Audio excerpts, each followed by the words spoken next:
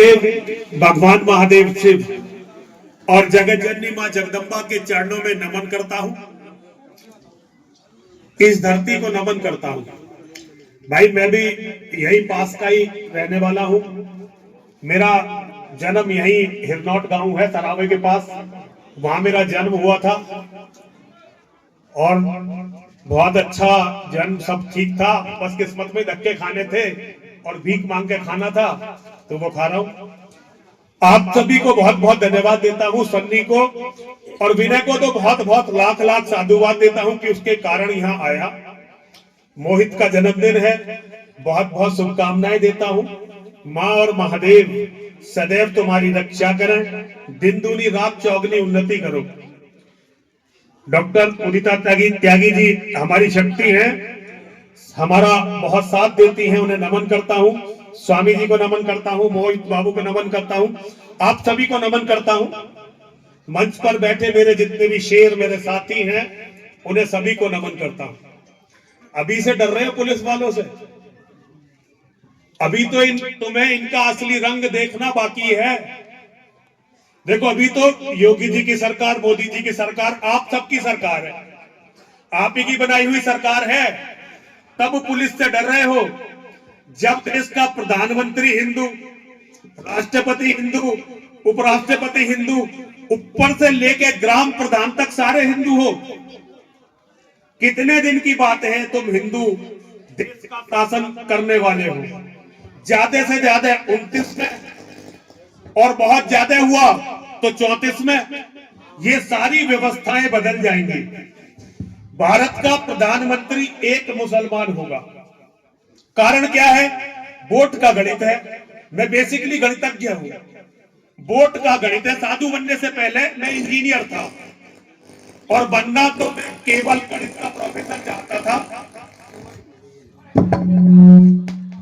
बनना तो मैं केवल गणित का प्रोफेसर चाहता था। इसके अलावा मैं तो भैया बहुत साधारण सा व्यक्ति था। किस्मत पता नहीं कहां कहां ले आई और आज आपके सामने हूं। भारत पर बोलो मत भाई। कोई बात नहीं, कोई बात नहीं। जब मुसलमान यहां आते थे तो उनके पास फौज नहीं होती थी। कोई राजा थोड़ी थे ये मुसलमान, ये तो लुटेरे थे और कबीलों में रहते थे। मोहम्मद से लेके आज तक जितने भी मुसलमान हैं, राजा तो इन्होंने, ये दूसरे मुझे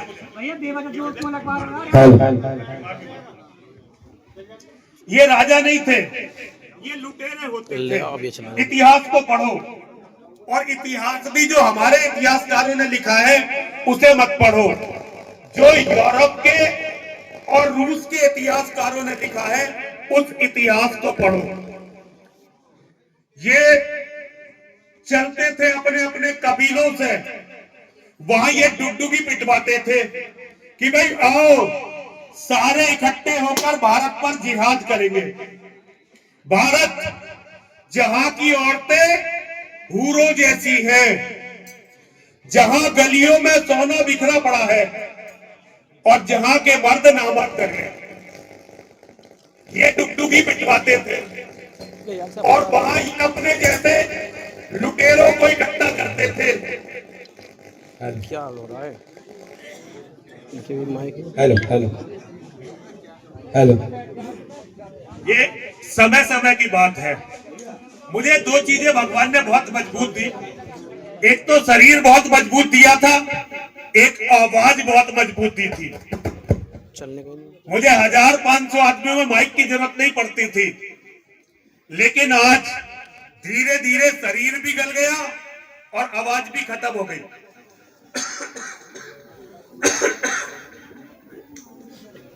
तो मैं आपको बता रहा था, ये अपने अपने कबीलों में, अरब में, टर्की में, अफगानिस्तान में, उज्बेकिस्तान, तजाकिस्तान, वहां कबीलों में डुगडुगी पिटवाते थे और यहाँ की ओर चल देते थे।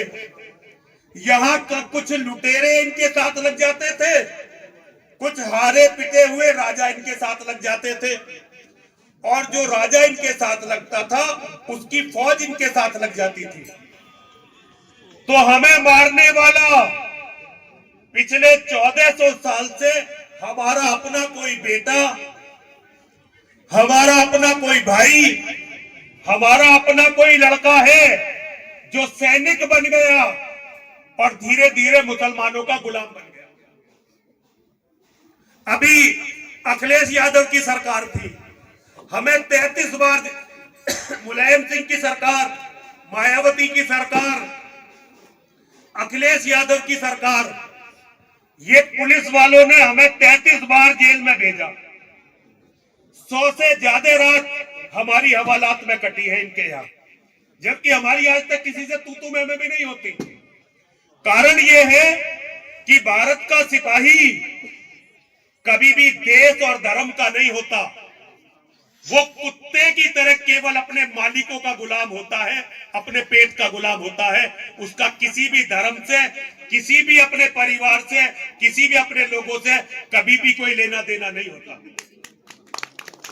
ये दुनिया में केवल भारत का सिपाही है, तभी हम 1400 साल से कुत्तों की तरह गुलाम है।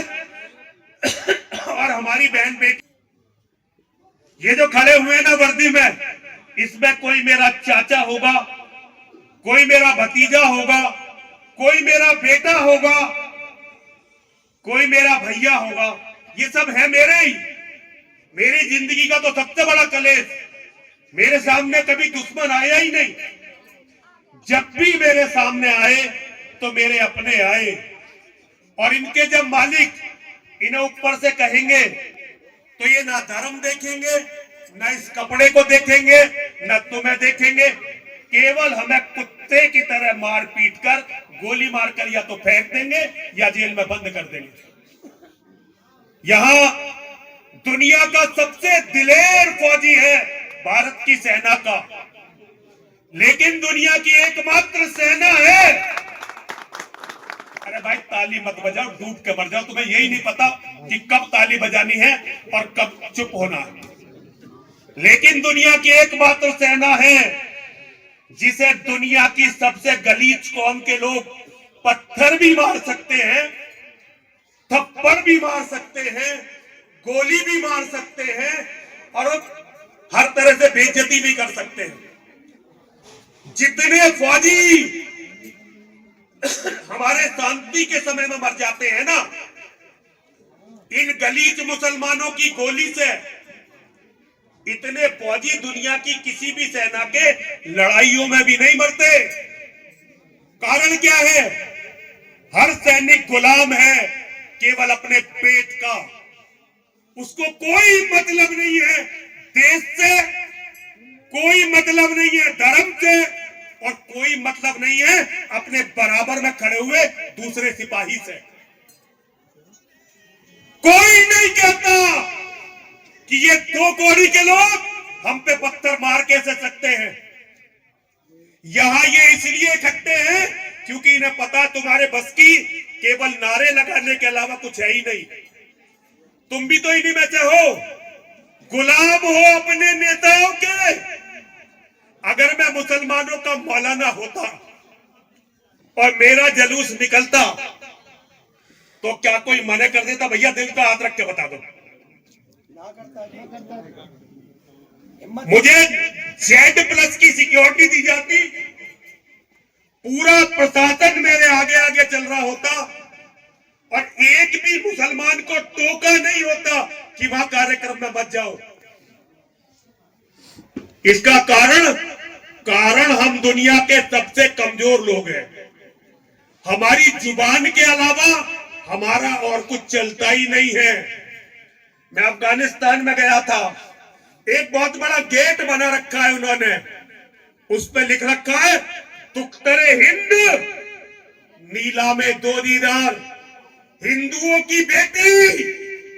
हमने एक बहुत बड़ी पर्वत श्रृंखला है जिसका नाम इन गलीचों ने रख रखा है हिंदू कुश।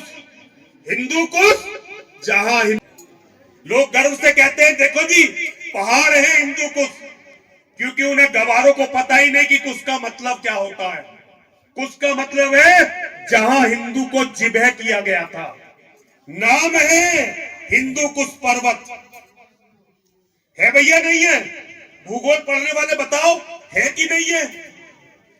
और भाई ये जो तुम्हारे गांवों में बनी मस्जिदें हैं, ये मस्जिद और अरब की मस्जिद, पाकिस्तान की मस्जिद, अफगानिस्तान की मस्जिद, सारी मस्जिदों में केवल एक योजना बनती है कि एक दिन तुम सब केवल कश्मीर में जाकर देख लो, जहां के रहने वाले हिंदू राजा थे, ये गणेश तो उनके नौकर हुआ करते थे और इतने ताकतवर हिंदू थे कि राष्ट्रपति प्रधानमंत्री से सीधे बात किया करते थे। एक रात लगी,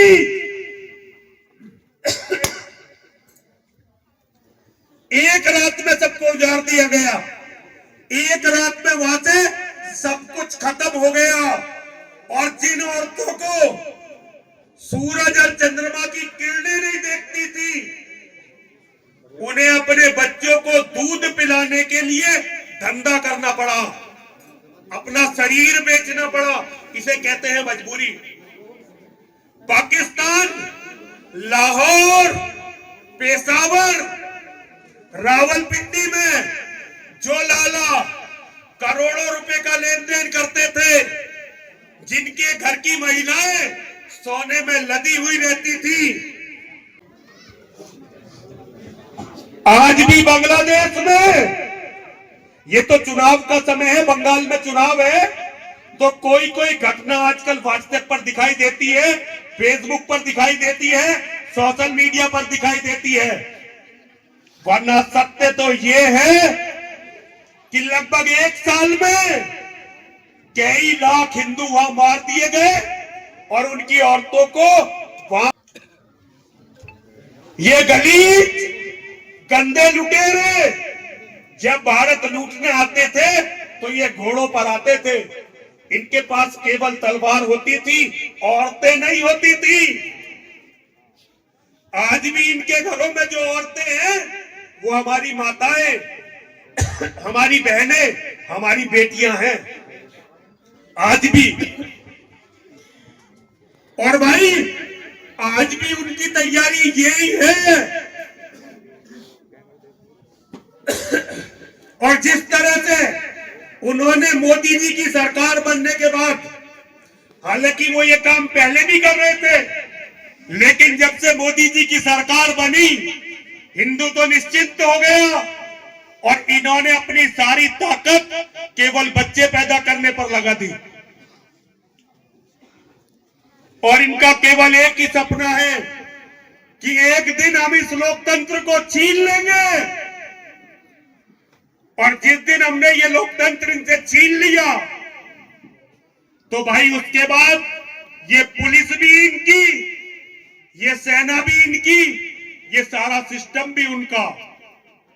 फिर एक भी हिंदू को ये जीवित नहीं छोड़ेंगे, चाहे हिंदू आज अरबपति हो, कितना ही बड़ा नेता हो, कितना ही बड़ा अफसर हो, इनके सामने वो कुछ भी नहीं है भाई। इनकी जब भीड़ इकट्ठी होती है तुम्हारा कोई वजूद होता ही नहीं है।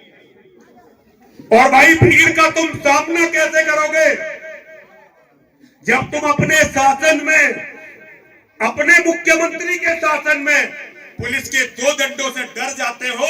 तो भैया तुम कैसे टिकोगे इनके सामने? कोई बदमाशों का, डकैतों का, लुटेरों का गिरोह हो तो भाई इससे कौन लड़ता है? एक बड़ा गांव हो 10,000 की आबादी का, 10 लड़कों का गिरोह हो तो पूरे गांव को छोड़ो, पूरे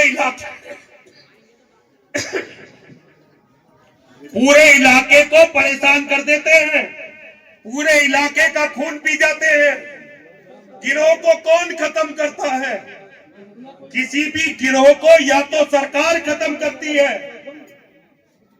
क्या हो भैया, कैसे कैसे परेशान हो रहे? बताना है, वही वाली समस्या है। क्या वही नेता वाली समस्या गुरु जी, हर जगह समस्या तो यही है। क्या हुआ ना बोले? बोलने पे ना कितनी बार निकलेंगे पता गुरु जी, बोल रहे जब बात में। और जो मुझे जान, तो ये जो गिरोह, कोई भी गिरोह है, उस गिरोह से कौन लड़ता है? या तो उस गिरोह से सरकार लड़ती है, या उस गिरोह से दूसरा कोई गिरोह लड़ता है। साधारण शरीफ आदमी गिरोह से नहीं लड़ पाते। शरीफ आदमी कितना ही ताकतवर हो, लेकिन वो गिरोह से नहीं लड़ पाता। तो भाई अब ये भारत में 40 करोड़ लोगों का गिरोह है, और कोई भी सरकार कभी भी इस गिरोह से ना लड़ी है और ना लड़ेगी। तुमने कभी किसी पुलिस वाले को किसी मुसलमानों की बस्ती में इस तरह से जाके लड़ते हुए देखा है? वहां से पत्थर खा के आते हैं, पीट के आते हैं, और हमें खुल के पीटते हैं, खुल के पीटते हैं हमें तो पुलिस वालों ने इतनी बार पीटा, साधु भाई बनते ही नहीं। अगर इन मेरे भाइयों ने, मेरे बच्चों ने मुझे कूटा पीटा ना होता, मेरे घर वालों को परेशान ना करा होता, कभी साधु नहीं बनता। घर छोड़ना इसलिए पड़ा क्योंकि इन्होंने मेरे परिवार को इतना परेशान कर दिया था कि मेरे पिताजी ने मुझसे कहा कि तू घर से जाके बाहर कहीं मर जा, अपनी लड़ाई हमारे घर से बाहर लड़, तेरी वजह से हमारा पूरा घर परेशान हो गया भाई, हमें तू माफ कर दे। तब मुझे संन्यास लेकर अपना घर छोड़ना पड़ा। 3-3.5 साल से ज्यादा हो गए अपने घर का मुंह देखे हुए। जा पाता हूं कभी 4-5 साल में एक आध बार। बच्चों की शादी में भी इसलिए नहीं जा पाया क्योंकि मैं आज चला जाऊंगा तो कल फिर ये मेरे परिवार को निशाना बनाएंगे। मुसलमान नहीं बना सकते मेरे परिवार को निशाना, क्योंकि आज भी जितने हम समझते हैं कि इनमें कोई हमारा बाप होगा, कोई भाई होगा, कोई हमारा बच्चा होगा, लेकिन वर्दी में ये कभी नहीं मानेंगे इस बात को। इन्हें तो ऊपर से एक बार हुक्म आए तो हमें मार के फेंक देंगे भाई। तैयारी करो उनसे लड़ने की, लेकिन इतने ताकतवर बनो कि ये भी तुम्हें परेशान ना कर पाए। और इसके लिए सबसे पहले नेताओं की दलाली छोड़ दो। तुम्हारा कोई भी नेता तुम्हारा सगा नहीं है। अगर मोदी के काल में और योगी के टाइम में पुलिस हिंदुओं के कार्यक्रमों को इस तरह रोक सकती है, तो कल क्या होने वाला है जब सत्ता दूसरों की होगी? क्योंकि सत्ता एक कभी भी एक के पास नहीं रह सकती, ये तो उलटती और पलटती रहती है। और भाई फिर तुम क्या करोगे? जो नेता अपनी सरकार में तुम्हारा भला नहीं कर पा रहे, जब सरकार विरोधियों की होगी तो वो तुम्हारे लिए क्या कर पाएंगे भाई? एक छोटी सी बात बताता हूं। हमारे परम आदरणीय योगी जी की सरकार से पहले आपने कभी सुना नहीं होगा कि लाइसेंस बनाने के पैसे दिए हो। थोड़े बहुत 2-4 हजार रुपए जांच वाच में लग गए तो लग गए, लेकिन जितने भी लाइसेंस बनते थे केवल हमारे जानने वाले नेता या अफसरों की सिफारिश पे बन जाते थे। आज कोई माई का लाल हिंदू लाइसेंस बनवा के दिखा दो सिफारिश पे। भाई मुलायम सिंह की सरकार थी, मुलायम सिंह ने अपने लोगों को घर घर तक लाइसेंस पहुंचा दिया। और मुसलमानों ने कितने लाइसेंस बनाए? मायावती बहन की सरकार थी, बहन जी के हर समर्थक के घर में जाकर देख लो, अगर लाइसेंस मांगा होगा तो लाइसेंस मिला होगा। और तुम किसके समर्थक हो? योगी जी, मोदी जी। 12 साल से उनकी और 8 साल से इनकी सरकार है। कितनों के लाइसेंस बन गए? जरा हाथ खड़े करना। फिर तुम कैसे समझते हो कि तुम्हारे नेता तुम्हें बचा लेंगे? ये पुलिस तुम्हें बचा लेगी? ना कोई पुलिस होगी ना कोई सेना होगी, ना कोई अधिकारी होगा और ना ही कोई नेता होगा। तुम्हें एक दूसरे को मिलकर एक दूसरे को बचाना पड़ेगा, वरना भाई वही होगा जो पिछले 1400 साल से हो रहा है। इसीलिए आपस में मिलकर रहो। और जो तुम्हारी सबसे बड़ी बीमारी है, एक बेटा, पहले तो इस बीमारी से छुटकारा पाओ।